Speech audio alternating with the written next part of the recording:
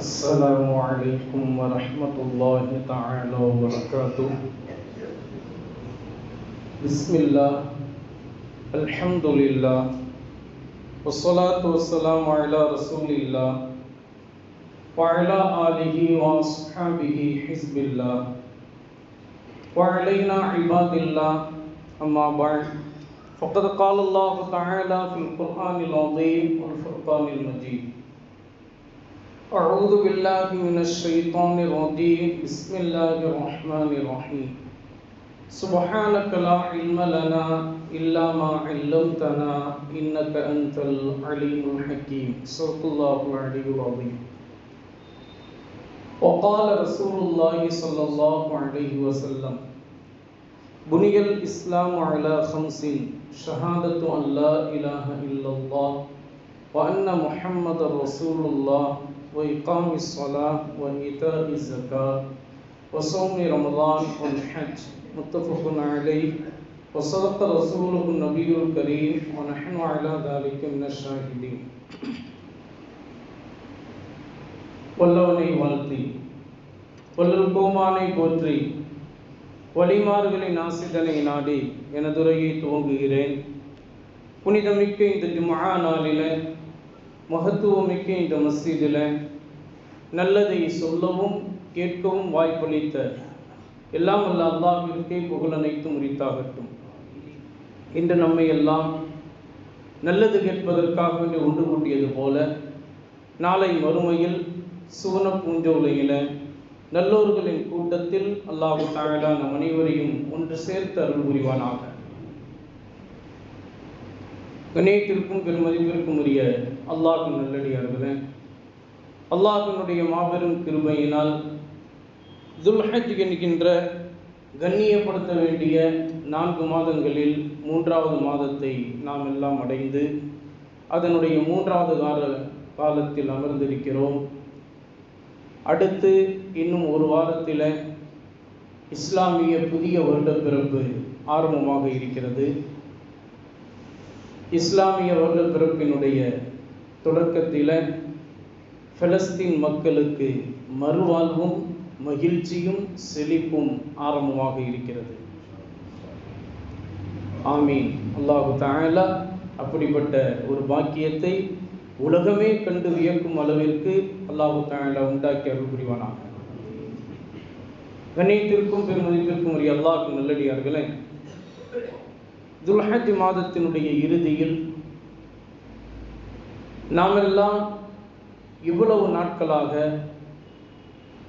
எதிர்பார்த்து கொண்டும் ஒவ்வொரு நாளும் சுபஹ் தொழுகையின் 2வது ரக்காயத்திலே குனூத் ஓதுகிற போது குறிப்பாக பலஸ்தீன் மக்களுக்காக வேண்டி நாம் துஆ செய்து வந்தோம். எல்லா முஃமின்கள், எல்லா முஸ்லிம்களுக்கும், எல்லா நாட்டவர்களுக்கும் நாம் துஆ செய்வது போல குறிப்பாக பலஸ்தீன் மக்கள், லெபனான், காசா இது போன்ற எதிரிகளால் இன்று வரை மிகவும் துன்பத்திற்குள்ளாகிய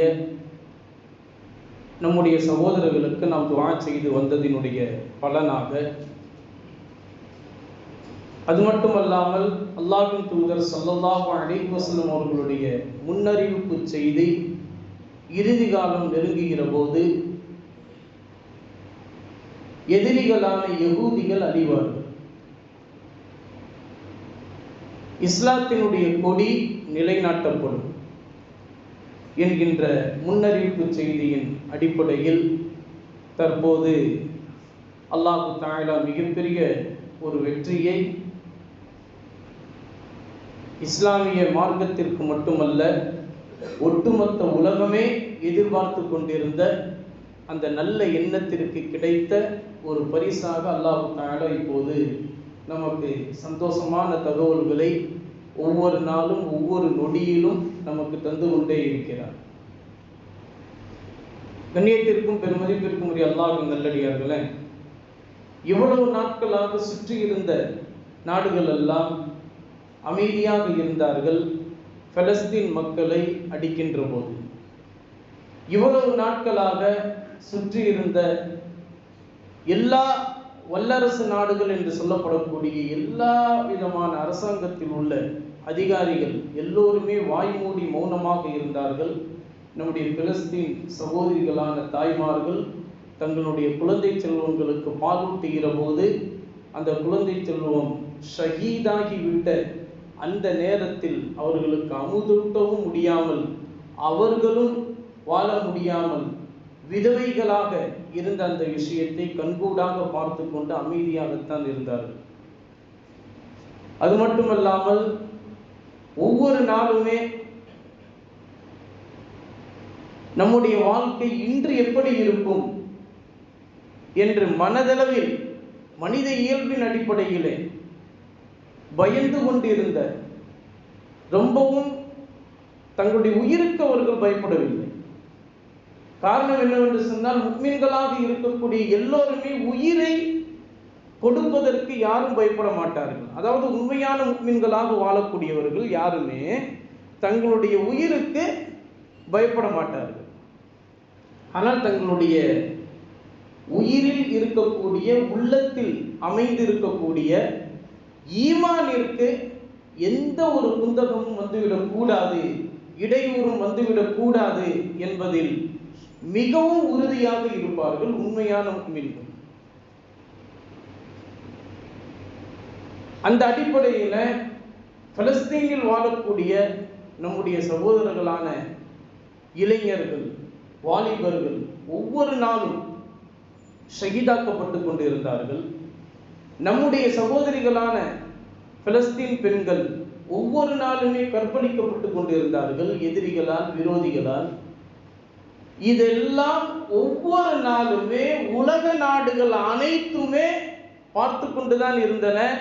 ஆனால் யாரும் தங்களுடைய வாயை திறந்து நாவினால் ஒரு வார்த்தை கூட இப்படியெல்லாம் செய்யலாமா, இப்படியெல்லாம் செய்வதிலிருந்து நீங்கள் கொஞ்சம் தளர்ந்து கொள்ளுங்களேன்,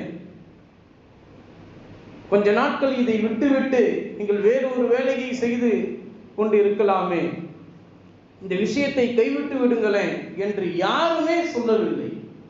ஆனால் அப்படி இருந்த நாடுகள் அனைத்தும் இன்றைக்கு ஒரு நாட்டை, ஒரு நாட்டினுடைய அதிபரை குறிவைத்து, நீங்கள் கொஞ்சம் உங்களுடைய போரை தளர்த்தி கொள்ளலாமே, நீங்கள் உங்களுடைய போரை கொஞ்சம் நிறுத்தி கொள்ளலாமே, உங்களுடைய தாக்குதலை நீங்கள் தடை செய்து கொள்ளலாமே என்று சொல்லி இன்றைக்கு ஒரு நாட்டினுடைய அதிபரையும் ஒரு நாட்டில் வாழக்கூடிய மக்களையும் பார்த்து கேட்டுக்கொண்டே இருக்கிறார்கள். அதிலும் குறிப்பாக நேற்று வரைக்கும் அதிகாரத்தோடு கேட்டவர்கள் எல்லாம் இன்று மண்டியிட்டு கெஞ்சிக் கொண்டிருக்கிறார்கள், நீங்கள் விட்டுவிடலாமே என்று. ஆனால் அந்த நாட்டு அதிபர் ஒரே ஒரு வரியைத்தான் வாசகமாக அவர் சொன்னார். பலஸ்தீன் மக்கள் இவ்வளவு நாட்களாக அடிக்கப்பட்டு கொண்டிருந்தார்கள், பெண்கள் எல்லாம் கற்பழிக்கப்பட்டு கொண்டிருந்தார்கள், பிறந்த குழந்தை பால் குடிக்கின்ற போது ஷஹீதாக்கப்பட்டு கொண்டிருந்தன. அப்படியெல்லாம் இருந்த சமயத்தில் நீங்கள் எல்லாம் எங்கு போனீர்கள்? இப்போதுதான் நீங்கள் எல்லாம் பிறந்தீர்களா இந்த உலகத்தில்? இப்போது வந்து கேட்கிறீர்கள்? இவ்வளவு நாட்களாக என்ன செய்து கொண்டிருந்தீர்கள்? உறங்கிக் கொண்டிருந்தீர்களா? அல்லது உங்களுடைய உடலில் ஓடக்கூடிய உயிரை இறைவன் எடுத்து இருந்தானா? இப்போதுதான் உங்களுடைய உடலிற்கு அந்த உயிரை திருப்பி அனுப்பி இருந்தானா, அனுப்பிவிட்டானா? இப்போது நீங்கள் கேள்வி கேட்கிறீர்கள். அதிலும் உங்களுடைய உள்ளத்தில் இரக்கம் இல்லையா? உங்களுடைய இரத்தத்தில் இரக்கம் என்ற சிந்தனையே இருக்காதா? உங்களுடைய வாழ்க்கையில யாருக்கும் நீங்கள் இரக்கமே காட்ட மாட்டீர்களா என்றெல்லாம் கேட்கிறீர்களே. நீங்கள் எல்லாம் எங்கு சென்று இருந்தீர்கள்? இவ்வளவு நாட்களாக நம்முடைய பலஸ்தீன் மக்கள் அடிக்கப்பட்டு கொண்டிருந்தார்களே,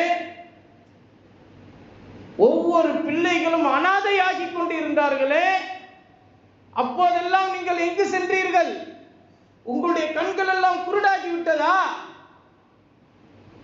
உங்களுடைய உடலில் ஓடக்கூடிய இரத்தங்களில் சூடு இல்லாமல் போய்விட்டதா? சிறுமை இல்லாமல் போய்விட்டதா?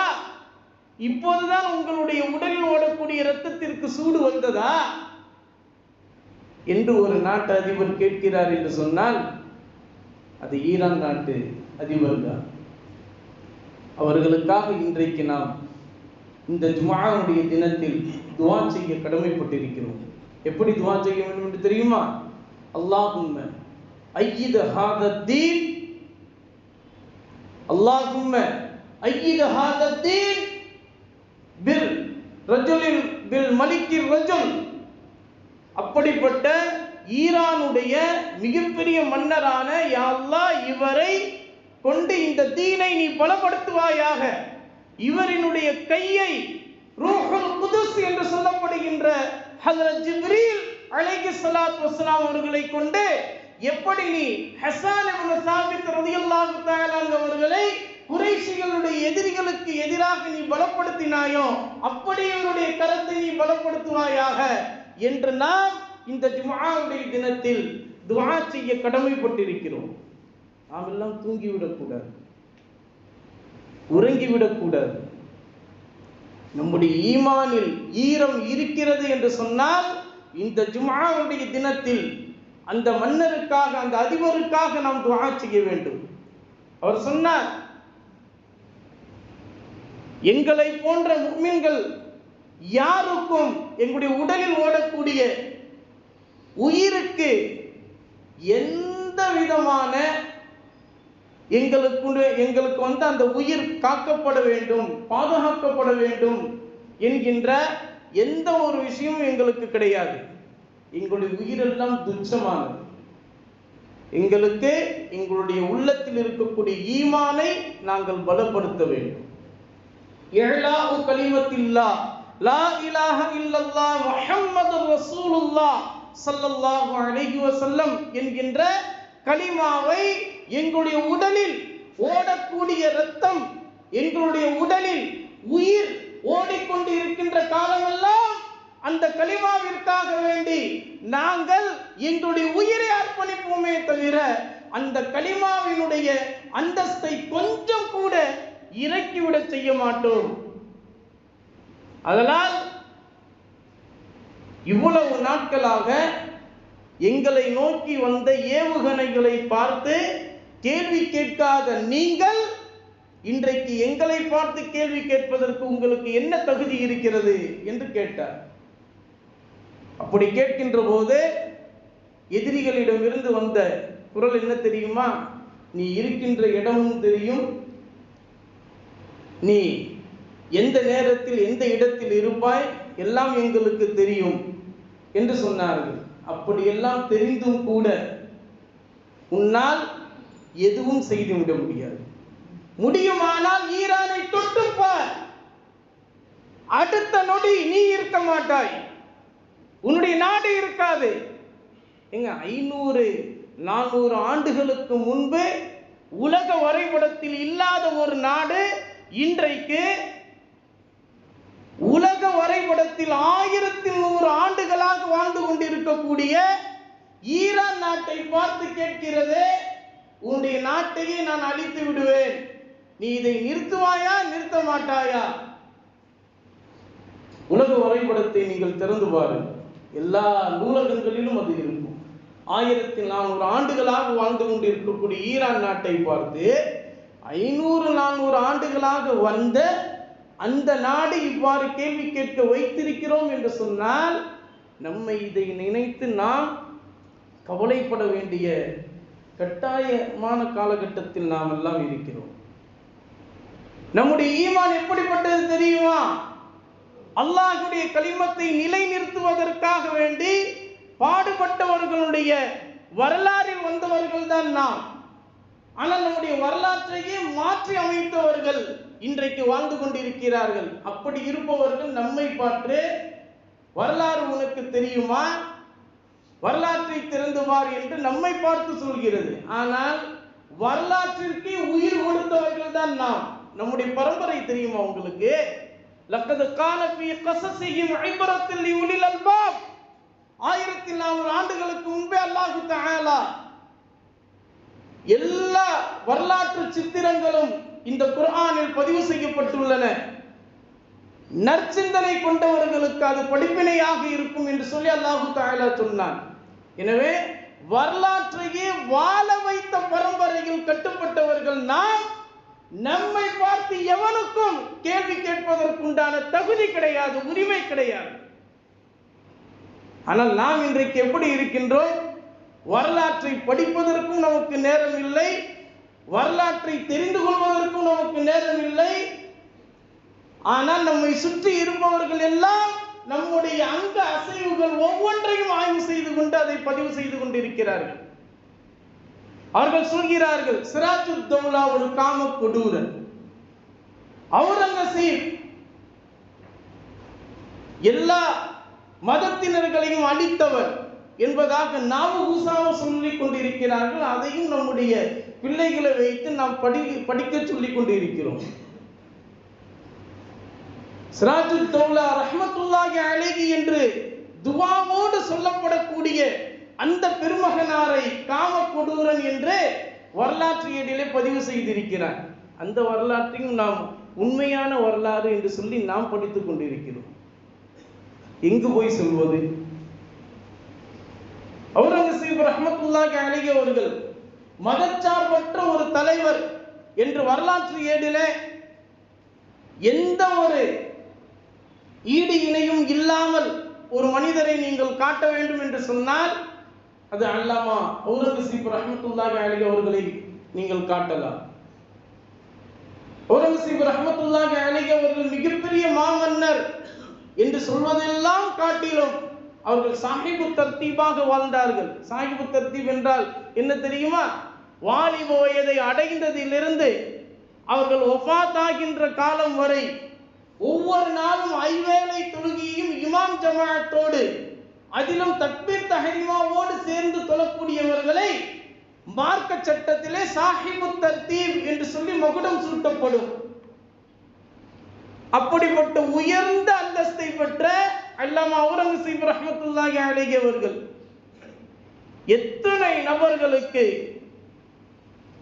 மதத்தையும் தாண்டி மத நல்லிணக்கத்தோடு வாழ்ந்தவர்கள் தான் அல்லாமா அவுரங்கசீப் ரஹ்மத்துல்லாஹி அலைஹி அவர்கள். எத்தனை தடவை அவர்கள் அடங்கி இருக்கக்கூடிய கபரை தோன்றி பார்த்தார்கள். உங்களில் யாராவது கேள்வி கேட்டீர்களா? யாருமே கேள்வி கேட்கவில்லை. தோண்டி பார்த்து என்ன புண்ணியம்? ஒன்றுமே புண்ணியம் கிடையாது. ஆனால் எதிரிகள் நம்மை விட ரொம்ப கூர்மையாக நம்மை பார்க்காமல், நம்முடைய பலம் என்ன என்று நமக்கு தெரியாமல், நம்முடைய பலகீனத்தை நாம் வெளிக்காட்டிக் கொண்டே நாம் செல்லக்கூடியவர்களாக இருக்கிறோம்.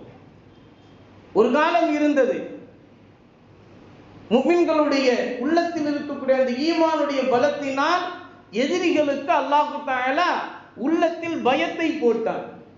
முஃமின்களை பார்த்தால் கண்ணியம் கூடிய பயம் எல்லோருக்கும் இருக்கும். ஆனால் இன்றைக்கு முஃமின்களை பார்த்தால் அடிக்க வேண்டும் என்று தோன்றுகிறது. காரணம் என்ன? அன்று வாழ்ந்த முஃமின்கள் எல்லாம் ஈமானிற்காக வேண்டி பாடுபட்டார்கள். இன்று வாழக்கூடிய முஃமின்கள், அது ஜும்ஆவுடைய மேடையில் சொல்லக்கூடாது, அப்படி நாம் இன்றைக்கு வாழ்ந்து கொண்டிருக்கிறோம். தொழுகையினுடைய சஃப்புகளில் சரியாக நிற்பதற்கு கூட நம்முடைய உள்ளம் தயங்குகிறது. தொழுகையுடைய சப்புகளை சரி செய்து கொள்ளுங்கள் என்று இமாம் சொன்னாலும் கூட அவருக்கு என்ன ஆகிவிட்டது? வாரந்தோறும் இப்படியே சொல்லிக் கொண்டிருக்கிறார். ஏதாவது அவருக்கு ஓதி பார்க்க வேண்டுமா? எப்போது பார்த்தாலும் இதே மன உளைச்சலாக அலைகிறார் போல, பைத்தியம் பிடித்துக் கொள்ளும் போல அவருக்கு என்றெல்லாம் நான் சொல்லிவிட்டு செல்கின்றோம் இல்லையா? சாதாரண தொழுகையினுடைய சப்புகளில் சரியாக நிற்பதற்கு கூட நம்முடைய உள்ளம் தயங்குகிறது என்றால், ஒற்றுமைக்காக வேண்டிய பாடுபட்ட சமுதாயத்தில் பிறந்தவர்கள் நாம் என்பதை எப்போது புரிய போகிறோம்? வரலாற்றிற்கு உயிரை கொடுத்தவர்கள் நாம் என்று எப்போது நாம் புரிய போகிறோம்? இதெல்லாம் புரிவதற்கு முன்னால் நம்முடைய எதிரிகள் நம்மை சாகடித்து விட்டு அவர்கள் சென்று விடுவார்கள். அப்படித்தான் இன்று நடந்து கொண்டிருக்கிறது. ஆனால் நபிகள் நாயகம் ஸல்லல்லாஹு அலைஹி வஸல்லம் அவர்களை பார்த்து பார்த்து வளர்ந்த சஹாபாக்கள் ஒவ்வொருவருமே தங்களுடைய உயிரை அல்லாஹ்வினுடைய கலிமத்தை உயர்த்த வேண்டும் என்பதற்காக வேண்டி அவர்கள் கொடுத்தார்கள். நபிகள் நாயகம் ஸல்லல்லாஹு அலைஹி வஸல்லம் காலத்திற்கு பிறகு ஹஜ்ரத் அபூபக்கர் சித்திக் ரலியல்லாஹு தஆலா அவர்களுடைய காலம், ஹஜ்ரத் உமர் ரலியல்லாஹு தஆலா அவர்களுடைய காலம், அதற்கு பிறகு மூன்றாவதாக வந்ததுதான் ஹஜ்ரத் உஸ்மான் இப்னு அஃபான் ரலியல்லாஹு தஆலா அவர்களுடைய காலம். ஹஜ்ரத் உஸ்மான் இப்னு அஃபான் ரலியல்லாஹு தஆலா அவர்கள் தங்களுடைய வீட்டில் குர்ஆன் ஓதிக் கொண்டு இருக்கிறார்கள். அப்போது எதிரிகள் அவர்களுடைய வீட்டினுடைய கொல்லப்புறமாக வந்து அவர்களுடைய முதுகு பக்கத்திலிருந்து இப்படியாக வந்து அவருடைய முகத்திற்கு நேராக வாளை வீசுகிறார்கள்.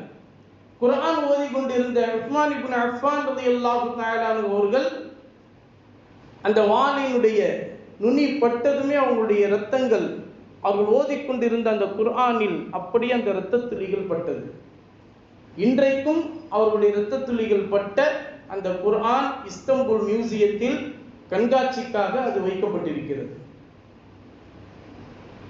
அப்படி ஷஹீதாக்கப்படுவதற்கு முன்பு அந்த ஷஹீதாகுவதற்காக வேண்டி வந்த எதிரிகளில் ஹஜ்ரத் அபூபக்கர் சித்திக் ரலியல்லாஹு அவர்களுடைய மகனார் முஹம்மது இப்னு அபூபக்கர் அவரும் நின்று கொண்டிருந்தார். அவரை பார்த்து ஒரே ஒரு வார்த்தை தான் உஸ்மான் ரலியல்லாஹு தஆலா அவர்கள் கேட்டார்கள்.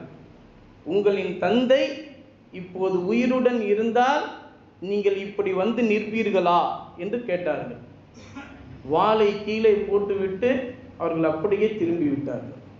இந்த வார்த்தை கேட்டதுக்கு பிறகு இப்படி தங்களுடைய உயிரை இந்த இஸ்லாத்திற்காக வேண்டி அர்ப்பணித்து இஸ்லாத்தை வாழ வைத்தவர்கள் தான் நாம்.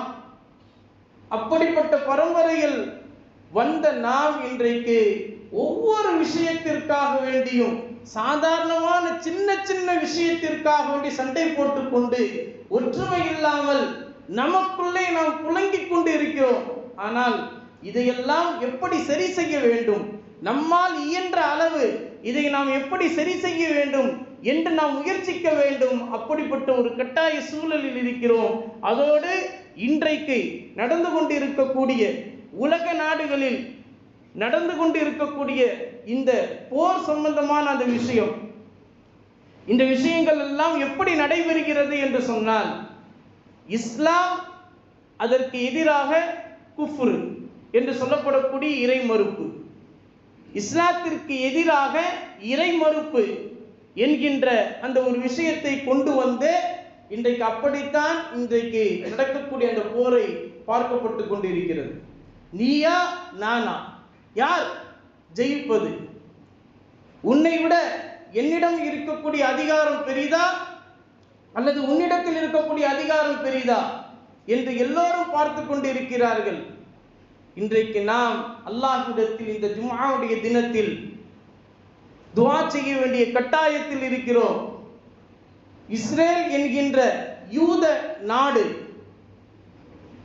அல்லாஹ்வினுடைய நாட்டப்படி இன்ஷா அல்லாஹ் இன்னும் ஒரு வார காலத்தில் அழிய போகிறது. அப்படிப்பட்ட ஒரு காலத்தை எதிர்நோக்கியவர்களாக நாம் இருக்கிறோம்.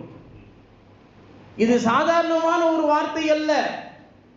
எத்தனையோ நம்முடைய பெண்கள், நம்முடைய இளைஞர்கள், நம்முடைய இஸ்லாத்தில் கட்டுப்பட்ட நம்முடைய சகோதரர்கள் எல்லோரும் தங்களுடைய உயிரை கொடுத்திருக்கிறார்கள். இன்றைக்கு கூட நம்முடைய பிள்ளை செல்வங்களில் எத்தனையோ நபர்கள் பலஸ்தீனிலே அனாதைகளாக சுற்றி கொண்டு இருக்கிறார்கள். ஒருவேளை உணவிற்கு கூட அவர்களுக்கு வழி இல்லாமல் சுற்றி கொண்டு இருக்கிறார்கள். அதையெல்லாம் பார்த்து கொண்டே நமக்கு என்ன ஆனது, நமக்கு ஒன்றுமே இல்லையே என்று சொல்லி நாம் போய்கொண்டு இருக்கிறோம். ஆனால் இன்றைக்கு நாம் துஆ செய்ய வேண்டிய கட்டாய சூழலில் இருக்கிறோம். அந்த துஆ என்பது மிகப்பெரிய ஒரு ஆயுதமாக இருக்கிறது. யா அல்லாஹ், எதிரிகளுக்கு எதிராக, விரோதிகளுக்கு எதிராக தொடுக்கக்கூடிய நம்முடைய சகோதரர்களுடைய ஏவுகணைகள் எல்லாம் ஒவ்வொன்றுக்குமே மிகப்பெரிய ஒரு பிரயோஜனத்தை நீ தந்தே ஆக வேண்டும் என்று துஆ செய்ய வேண்டிய கட்டாய சூழலில் இருக்கிறோம். அல்லாஹ் தஆலா அந்த துஆவை ஏற்றுக்கொள்வானாக. நம்முடைய முஸ்லிம் மக்களை அல்லாஹு தஆலா காப்பாற்றி அருள் புரிவானாக. அதிலும் குறிப்பாக பலஸ்தீன் மக்களையும், காசாவில் வாழக்கூடிய மக்களையும், லெபனானில் வாழக்கூடிய மக்களையும், அதுபோல ஈரானில் வாழக்கூடிய மக்கள் அனைவரையும் அல்லாஹு தஆலா உலகத்தில் வாழக்கூடிய அனைத்து முஃமின்கள், அனைத்து தரப்பினர்களான மக்களையும் அல்லாஹு தஆலா காப்பாற்றி அருள் புரிவானாக. நம்மை எதிர்த்து கொண்டு இருக்கக்கூடிய எதிரிகளை அடியோடு அல்லாஹு தஆலா அழித்து விடுவானாக. அவர்களுக்கு இஸ்லாத்தினுடைய பாக்கியம் இருந்தால் இஸ்லாத்தினுடைய பாக்கியத்தை அல்லாஹு தஆலா அவர்களுக்கு தந்துள்ள வேண்டும். அப்படி இல்லை என்றால் அவர்களை வேரோடு அல்லாஹு தஆலா அழித்து விடுவானாக என்று துஆ செய்ய வேண்டிய கட்டாய சூழலில் இருக்கிறோம். அல்லாஹு தஆலா நம் அனைவருடைய துஆவையும் மக்பூலானதாக ஆக்கி அருள் புரிவானாக. எல்லா காலகட்டங்களிலும் அல்லாஹ் ரசூலுடைய சட்டத்திற்கு உட்பட்டு வாழக்கூடிய நல்ல மனிதர்களாக அல்லாஹ் தஆலா நம் அனைவரையும் ஆக்கி அருள் புரிவானாக. வாழ்நாள் முழுவதும் குர்ஆனை ஓதி அதனை விளங்கி அமல் செய்யக்கூடிய தௌஃபீக் பெற்றவர்களாக அல்லாஹ் நம் அனைவரையும் ஆக்கி அருள் புரிவானாக. அதுபோல நம்முடைய வியாபாரத்திலும், தொழில்துறையிலும், சகலவிதமான காரியங்களிலும் பரக்கத்தின் அபிவிருத்தியை நிறைவாக அல்லாஹ் தஆலா நம் அனைவருக்கும் தந்தல் புரிவானாக. நம்முடைய உள்ளத்திலும் நம்முடைய இல்லத்திலும் அல்லாஹ் தஆலா நூர் எனும் பிரகாசத்தை உண்டாக்கி அருள் புரிவானாக. வாழ்நாள் முழுவதும் நபிகள் நாயகம் ஸல்லல்லாஹு அலைஹி வஸல்லம் அவர்கள் மீது ஸலவாத்து சொல்லக்கூடிய பாக்கியத்தை அல்லாஹ் தஆலா நம் அனைவருக்கும் தந்தல் புரிவானாக. நாளை மறுமையில் ஷஃபாஅத்துல் உலமா என்று சொல்லப்படுகின்ற மகத்தான சிபாரிசு வரக்கூடிய பாக்கியத்தை அல்லாஹ் தஆலா நம் அனைவருக்கும் தந்தல் புரிவானாக.